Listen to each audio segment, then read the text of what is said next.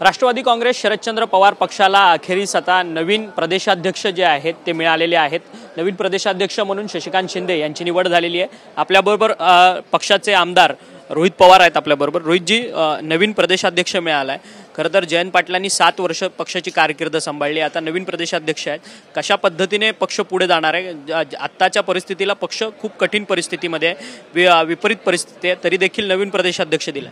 हे बघा, गेल्या 7-8 वर्षामध्ये जयंत पाटील साहेबांनी अतिशय प्रामाणिकपणे पार्टीचं काम केलं। अडचणीच्या काळामध्ये पवार साहेबांबरोबर राहिले, पार्टीबरोबर ते राहिले आणि फक्त 7च वर्ष कशाला, त्याच्या आधीसुद्धा 20-25 वर्ष पवार साहेबांबरोबर ते काम करत राहिले, मंत्री राहिलेले आहेत। अनेक वर्ष 18 वर्ष ते मंत्री राहिलेले आहेत आणि मग त्यांच्या मार्गदर्शनाखाली पार्टीली चांगले दिवस बघितलेत, अडचणीचा काळ बघितलं। पण अडचणीचा काळ काय एका व्यक्तीमुळे नसतो, त्याला बरेच काही गोष्टी होत्या। जेव्हा विधानसभेचा निकाल लागला आणि मग आता त्यांनी तिथं निर्णय घेतला, पार्टीली तो स्वीकारला आणि पार्टीली आता शशिकांत शिंदेजींना तिथं अध्यक्ष बनवलं आहे। अतिशय सामान्य कुटुंबातली व्यक्ती, म्हणजे माथाडी कुटुंबात जन्मलेला एक कार्यकर्ता आणि आता तो जर प्रदेशाध्यक्ष बनत असेल तर नक्कीच असणारे नेते, त्यात पवार साहेब, सुप्रियाताई, जयंत पाटील साहेब, आव्हाड साहेब, देशमुख साहेब, टोपे साहेब, शिंगणे साहेब, असे बरेच मोठे नेते आहेत जे त्यांना मार्गदर्शन करतील। ते स्वतः आक्रमक आहेत आणि आम्ही सर्वजण तर आहोतच। नक्कीच त्यांना अभिनंदन करतो, शुभेच्छा देतो आणि या कठीण काळामध्ये पार्टीला उभारी देण्यासाठी तेही प्रयत्न करतील आणि आम्ही सर्वजण त्यांच्याबरोबर नक्कीच राहू। खरं तर हनी ट्रॅपचा विषय राज्यभरामध्ये गाजताना पाहायला मिळतोय। राज्यातले काही बडे नेते आणि बडे अधिकारी जे आहेत ते हनी ट्रॅपमध्ये अडकले आहेत अशी बातमी समोर येते। या सगळ्या संदर्भात ठाणे क्राईम ब्रांचकडे सध्या काही तक्रारी सुद्धा आलेल्या आहेत, प्राथमिक माहिती मिळते। नाही, असं जर घडलं असं तर अतिशय दुर्दैवी आहे।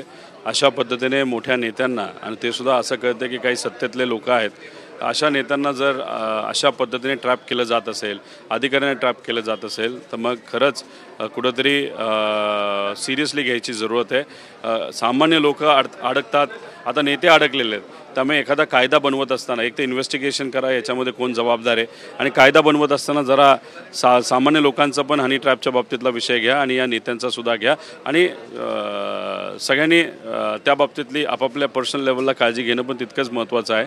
पण कोण या जो काही यंत्रणा आहे जी हनी ट्रॅपची, त्या मागे कोण सूत्रधार कोण आहे, कुठली एजन्सी, हे शोधणं फार महत्त्वाचं आहे। संजय केणेकर भाजपचे आमदार आहेत, ते मात्र एक वेगळी मागणी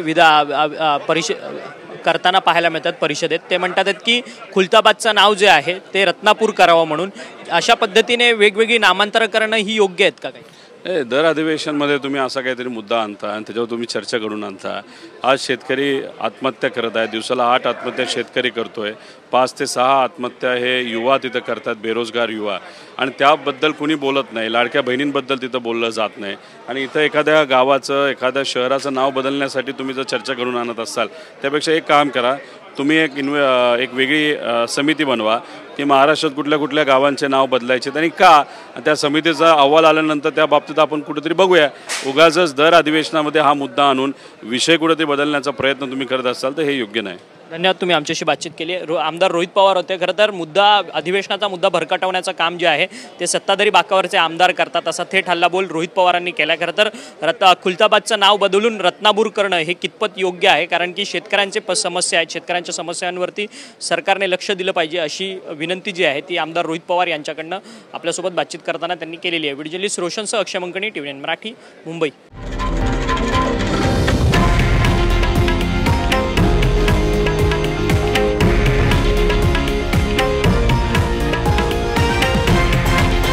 हे आहे देशातील नंबर 1 न्यूज नेटवर्क आणि आपण पाहत आहात TV9 मराठी, एकमेव।